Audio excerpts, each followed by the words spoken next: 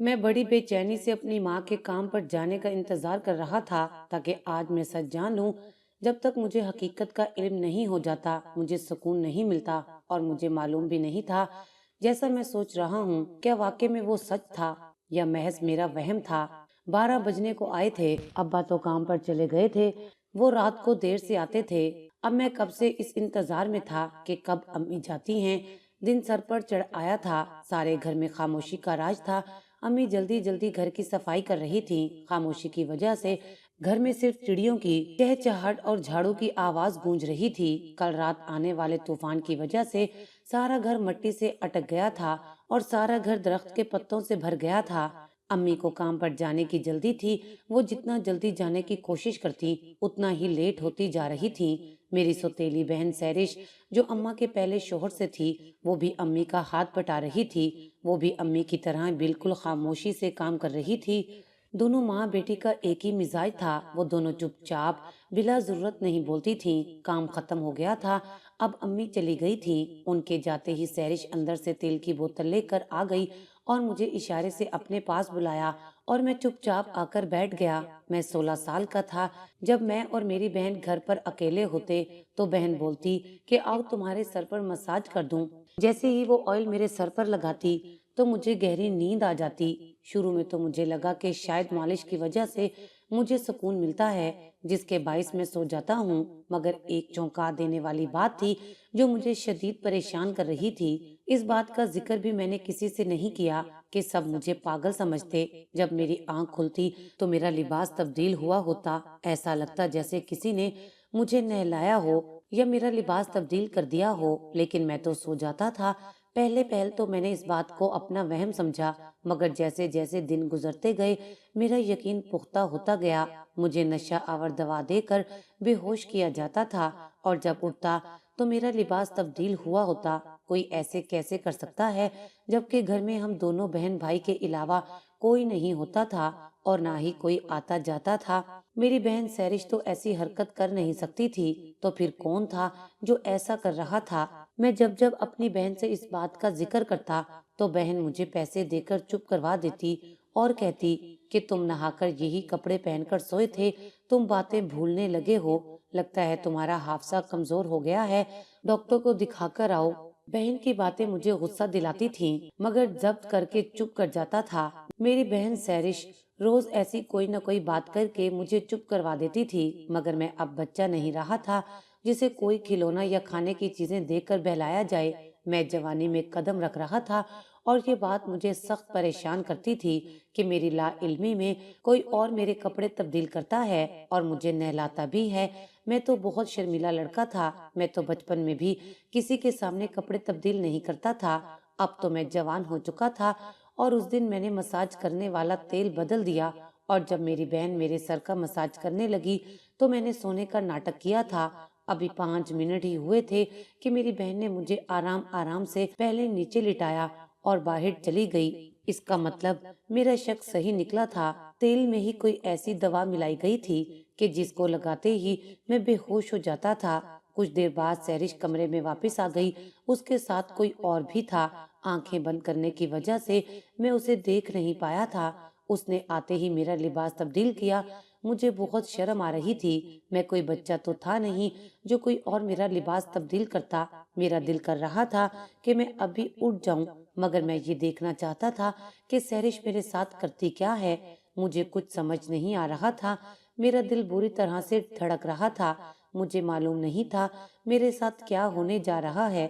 مجھے یہ دیکھنا تھا کہ آخر سیرش میرے ساتھ کرنا کیا چاہتی ہے۔ میں کبوتر کی طرح آنکھیں بند کر کر پڑا ہوا تھا۔ مجھے شدید افسوس ہو رہا تھا اپنی بہن پر جو مجھے بے ہوش کر کے جانے میرے ساتھ کیا کرتی تھی۔ اب جب میں نے سب جاننے کا فیصلہ کیا ہی تھا تو مجھے ہمت کرنی تھی۔ آنے والے وقت کے خوف سے میں دل ہی دل میں اللہ سے دعائیں کر رہا تھا۔ میری پریشانی عروج پر تھی جب مجھے لگا کہ کسی نے مجھے اٹھا کر بیڈ پر سلایا ہے۔ میرے ساتھ یہ کیا کرنے والے تھے کوئی مجھے بتانے والا نہیں تھا۔ مجھے ایسے لگ رہا تھا ضرور میرے ساتھ کوئی غلط حرکت ہونے والی ہے۔ یہ سوچ سوچ کر میری حالت بری ہوتی جا رہی تھی۔ اچانک کوئی میرے قریب آیا اور مجھے چھونے لگا تھا۔ اس سے پہلے کہ میرے ساتھ کچھ غلط ہوتا میں نے اپنی آنکھیں کھول دی تھی۔ اپنی بہن پر جب میری نظر پڑی تو اس کو اس حالت میں دیکھ کر، اس کا لباس دیکھ کر مجھے لگا یہ دیکھنے سے پہلے میں مر کیوں نہیں گیا، یہ میرے لیے ڈوب مرنے کا مقام تھا۔ میرا دل کر رہا تھا کہ میں سب کچھ ختم کر دوں۔ سحرش کا لباس دیکھ کر میں نے اپنی آنکھیں بند کر لیں، مگر اس کے بعد جو حرکت میری بہن نے میرے ساتھ کی، میرے تو ہوش اڑ گئے تھے، کیونکہ میرا نام سجاد ہے، ہم لوگ بہت غریب تھے۔ میں نے جب آنکھ کھولی تو میری ماں اس دنیا میں نہیں تھی۔ میری ماں مجھے جنم دیتے ہی خالق حقیقی سے جا ملی تھی، اور جب میں نے ہوش سنبھالا تو خود کو ممتا کے سائے سے محروم پایا۔ مجھے معلوم نہیں تھا کہ ماں کیا ہوتی ہے۔ میرے باپ نے جس حد تک ممکن ہو سکا مجھے پیار دیا، میرا خیال رکھا، ماں باپ دونوں بن کر مجھے پالا پوسا۔ جو خود کام پر جاتے تو مجھے پھپھو کے پاس چھوڑ کر چلے جاتے، مگر پھپھو کے بچے بہت چالاک تھے، بات بات پر ہاتھا پائی پر اتر آتے۔ ابا جب کام سے واپس آتے تو روز مجھے نئی چوٹ لگی ہوتی اور پھپھو ابا کے سامنے شرمندہ ہو جاتی۔ قصور پھپھو کا بھی نہیں تھا، جو وہ کام کاج میں مصروف ہوتی تھی، پھر بھی بار بار آ کر اپنے بچوں سے بولتی تھی، خبردار جو کسی نے سجاد کو مارا، مگر ان کے بچے ان کی باتیں کہاں سنتے تھے۔ وہ مجھے بہت مارتے تھے، میرا مذاق اڑاتے اور مجھے بہت تنگ کرتے تھے۔ ابا اسی وجہ سے بہت پریشان رہنے لگے تھے، کبھی کسی پھپھو کے گھر تو کبھی کسی خالہ کے گھر چھوڑ کر جاتے، ایسے انہیں بہت مشکل کا سامنا کرنا پڑتا۔ سب نے ابا کو سمجھایا کہ وہ دوسری شادی کر لیں۔ ابا نے کہا دوسری شادی اسی صورت میں کروں گا جو لڑکی میری طرح کے حالات سے ہی گزری ہو، تاکہ میری پریشانی سمجھ سکے۔ تبھی پھپھو والوں نے ابا کی شادی نائلہ سے کروائی۔ وہ ایک بیوہ خاتون تھی، ان کی پہلے شوہر سے ایک بیٹی تھی جو مجھ سے عمر میں 5 سال بڑی تھی، اس کا نام سحرش تھا۔ وہ دونوں ماں بیٹی چپ چپ رہتے تھے، ایسا لگتا تھا جیسے وہ دونوں بھی حالات کی چکی میں بری طرح پس کر آئی ہوں۔ اپنوں کی بدسلوکی برداشت کرتے کرتے دونوں ماں بیٹی پتھر کی بن گئی تھی۔ نائلہ امی اور سحرش نے بہت تکلیفیں دیکھی تھیں۔ جب میری سوتیلی ماں کا شوہر مر گیا تو ساس نے ان پر بہت ظلم کیا تھا۔ رشتے دار تو ویسے ہی برے وقت میں ساتھ چھوڑ دیتے ہیں، اور اپنے گھر والوں نے ان کا ساتھ نہیں دیا تھا۔ مجبوراً وہ دوسری شادی کے لیے راضی ہو گئیں۔ میرے ابا بہت اچھے انسان تھے، انہوں نے سحرش کو کھلے دل سے قبول کیا تھا، بلکہ نہ صرف قبول کیا بلکہ اپنی بیٹی بھی مانا۔ ابا نے امی سے کہا تم سجاد کی ماں بن جاؤ اور میں سحرش کا باپ بن جاؤں گا۔ جب ابا کی شادی نائلہ امی سے ہوئی تو میں اس وقت 4 سال کا ہو چکا تھا۔ ابا کی دوسری شادی سے یہ ہوا کہ اب مجھے کسی کے گھر نہیں جانا پڑتا تھا، میں اپنے گھر میں مزے سے کھیلتا گھومتا پھرتا رہتا تھا۔ امی مجھے نہیں ڈانٹتی تھی، مجھ سے پیار کرتی تھی، اور سحرش بھی مجھ سے پیار سے بات کرتی تھی۔ سحرش کے روپ میں مجھے بہن مل گئی تھی۔ اب ابا بھی آرام سے کام پر چلے جاتے تھے، انہیں پیچھے میری فکر نہیں ہوتی تھی۔ میں بھی شریف بچہ تھا، امی اور سحرش کو بالکل تنگ نہیں کرتا تھا، اس لیے انہیں کسی قسم کی مشکل کا سامنا نہیں کرنا پڑا۔ وقت یوں ہی تیزی سے گزرتا گیا، مگر ہمارے گھر کے حالات جو پہلے بھی کچھ خاصے اچھے نہیں تھے، اوپر سے مزید بہت خراب ہو گئے۔ ابا جس کارخانے میں کام کرتے تھے وہ بھی بند ہو گیا۔ ہم سب بہت پریشان رہنے لگے تھے۔ مجبور ہو کر امی نے ایک گھر میں صفائی کا کام شروع کیا تھا، اور ابا پیٹرول پمپ پر کام کرتے تھے، مگر تنخواہ کم ہونے کی وجہ سے حالات خراب سے خراب تر ہوتے جا رہے تھے۔ وہ نوکری چھوڑ کر گھر پر بھی نہیں بیٹھ سکتے تھے، اگر گھر بیٹھ جاتے تو فاقوں کا سامنا کرنا پڑتا۔ میں سرکاری اسکول میں پڑھتا تھا، مگر فیس نہ دینے کی وجہ سے میں اسکول نہیں جا رہا تھا۔ جبکہ سحرش میٹرک کر کے گھر بیٹھ گئی تھی، ابا اور امی باہر چلے جاتے تو میں گھر پر رہتا تھا، کیونکہ سحرش گھر پر اکیلی ہوتی تھی۔ ابا امی بول کر جاتے تھے کہ گھر پر ہی رہنا، جوان لڑکی گھر پر اکیلی ہے، لوگوں کا بھروسہ نہیں ہے۔ جیسے ہی ابا اور امی باہر جاتے تو سحرش کہتی سجاد تمہارے بال خراب ہو رہے ہیں، آؤ میں تمہارے سر پر تیل کی مالش کرتی ہوں۔ میں خوش ہو جاتا تھا اور سحرش سے سر پر تیل کی مالش کرواتا تھا۔ اب ایسا روز ہونے لگا تھا۔ سحرش بولتی تھی کہ 2 ہفتے روزانہ ہی تمہیں ایسے مالش کروانا ہوگی، پھر تمہارے بال اچھے ہو جائیں گے۔ میرے لیے یہی خوشی کی بات تھی کہ سحرش میرے ساتھ بہت اچھی تھی، ورنہ جیسے جیسے وہ بڑی ہوتی جا رہی تھی ایسے لگتا تھا وہ ہر وقت کسی گہری سوچ میں گم ہے یا اسے کوئی پریشانی ہو۔ میرے کوئی خاص دوست بھی نہیں تھے جن کے ساتھ میں کھیلتا، بس میرے دوست سکول کی حد تک ہی محدود تھے۔ سہرش میرے سر کی مالش کرتی تو مجھے ایک سکون ملتا اور میں نیند کی وادی میں اتر جاتا، لیکن حیرت کی بات یہ تھی تیل کی مالش کروانے کے بعد 3-4 گھنٹے تک میں سویا ہی رہتا، اور جب نیند سے جاگتا تو ایسے لگتا تھا میں سو کر نہیں اٹھا بلکہ بے ہوش تھا، مجھے بھی کچھ یاد نہیں رہتا تھا۔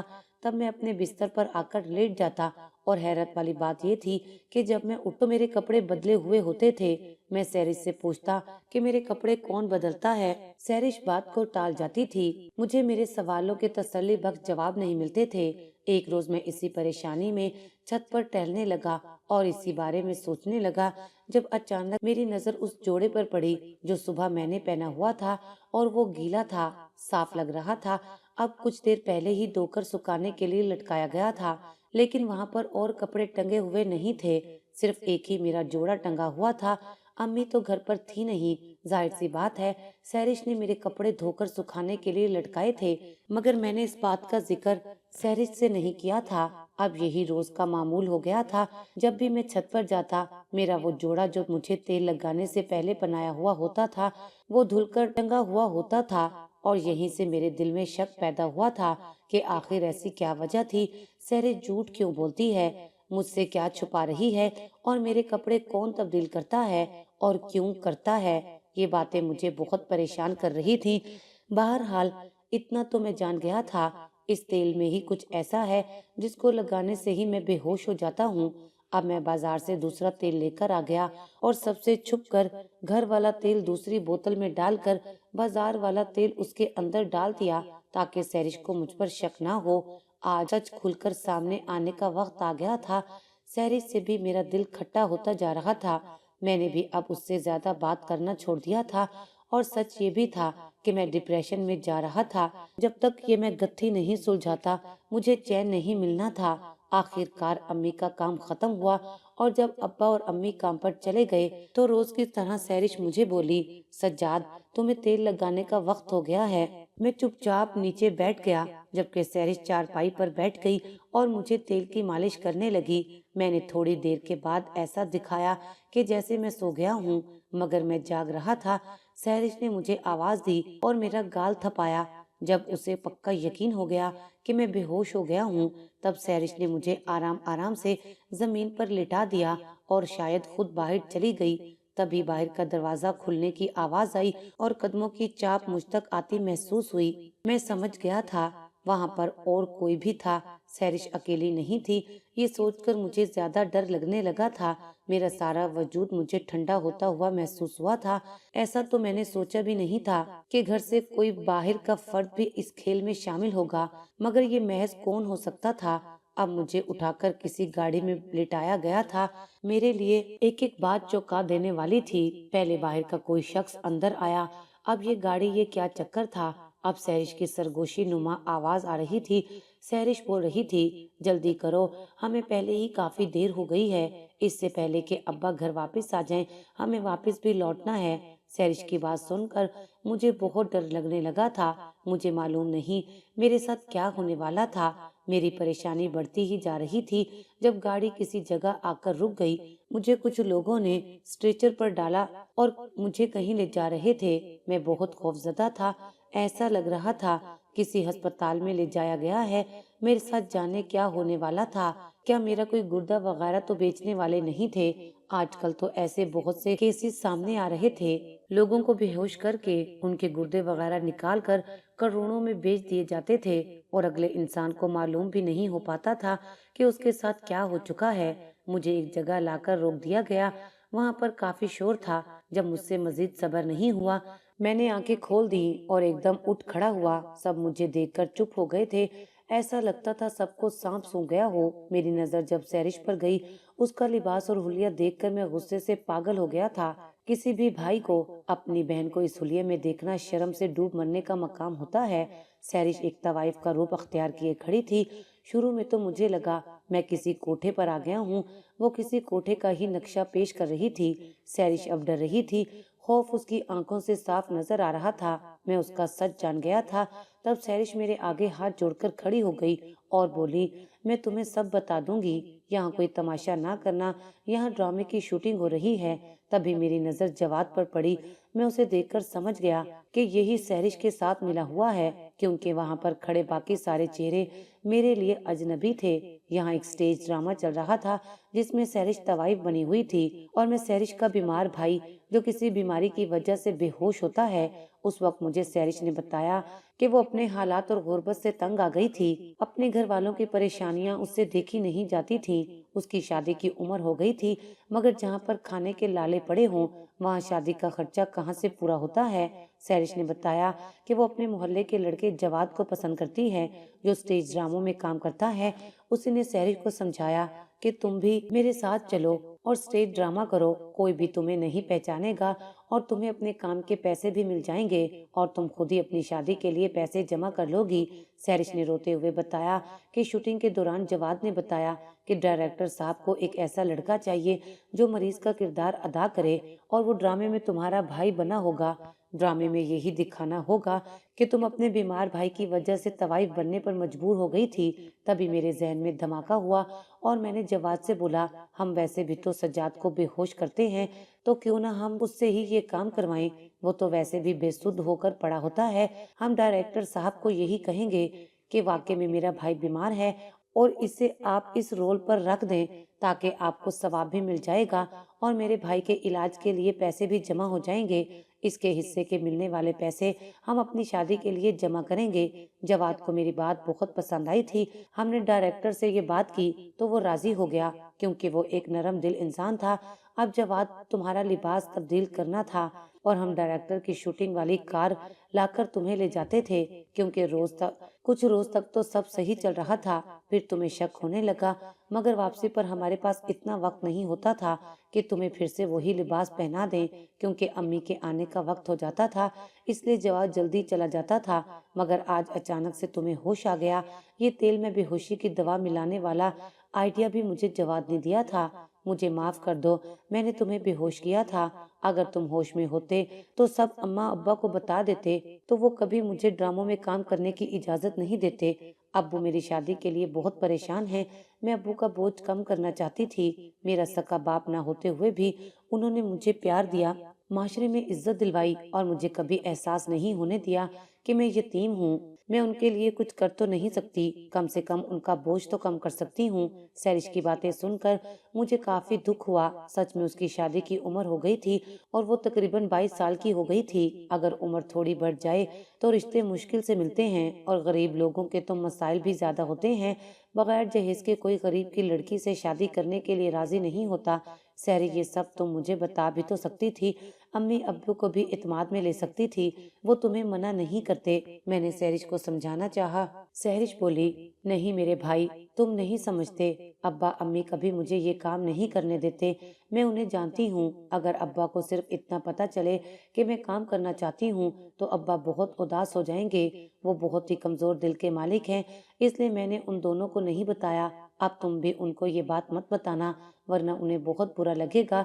जवाद ने मुझे कहा, तुम भी हमारे साथ काम करो और अपने माँ बाप का सहारा बनो। तब मैं भी राजी हो गया। मैंने सैरिश से वादा किया कि मैं किसी से कुछ नहीं कहूँगा। अम्मी और अब्बा भी घर आ गए थे। सैरिश ने खाना बना लिया था। हम सब ने साथ मिलकर खाना खाया। इस दौरान यहाँ वहाँ की छोटी मोटी बातें होती रहीं। फिर कुछ दिनों बाद मुझे एक कंपनी में नौकरी मिल गई थी। मैंने ड्रामों वाला काम छोड़ दिया। मैं वहाँ दिल लगाकर काम करने लगा। अब्बा अक्सर बोलते थे कि मुझे मेरे बच्चों पर फख्र है। अब सैरिश थोड़ी शर्मिंदा हो जाती थी, मगर मैंने उसे हर मोड़ पर हौसला दिया था।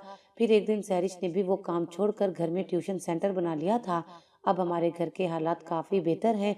जब जवाद का रिश्ता सैरिश के लिए आया तो सब बहुत खुश हो गए। जवाद सबका देखा भाला था, किसी को भला क्या एतराज हो सकता था। मैंने भी अब्बा से कहा, हाँ कर दें इस रिश्ते के लिए, जवाद अच्छा लड़का है।